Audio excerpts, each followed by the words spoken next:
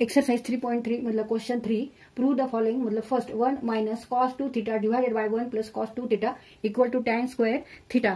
तर इथे प्रूव्ह करायचं LHS side equal to RHS side. तर एलएचएस साइडला काय टर्म्स आहेत तर इथे कॉस 2 थीटा आहे, इथे पण कॉस थीटा आहे, इथे 1 मायनस आहे आणि इथे 1 प्लस आहे. Here angle 2 theta is double of theta. Now we know that cos 2 theta equal to cos square theta minus sin square theta. Now use this identity, sin square theta plus cos square theta equal to 1. Therefore cos square theta equal to 1 minus sin square theta. Cos square theta equal to 1 minus sin square theta. 1 minus sin square theta minus sin square theta.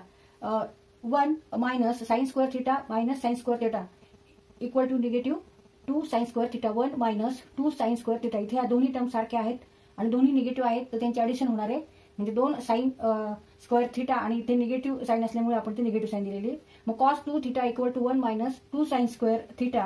Therefore 2 sin square theta equal to he term आपण LHS ला नेली आणि ही term इकडे घेतली. 2 sin square theta equal to 1 minus cos 2 theta. Now 1 minus cos 2 theta means 2 sin square theta.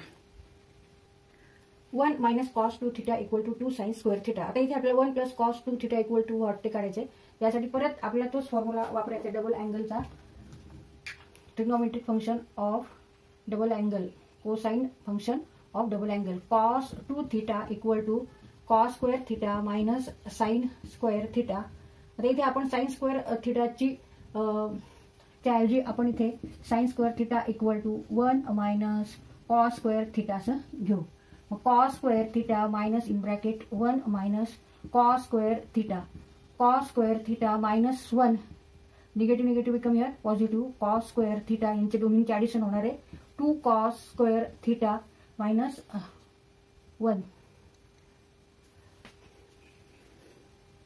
cos 2 theta equal to 2 cos square theta minus 1. Therefore 1 he term तिकडे गेल्यावर positive होणार आहे, 1 इकडे गेल्यावर पॉझिटिव्ह होणार आहे. एलएचएस साइडला आपण ही टर्म घेतली आहे. 1 plus cos 2 theta equal to 2 cos square theta. मग 1 plus cos 2 theta equal to 2 cos square theta. 2 cos square theta.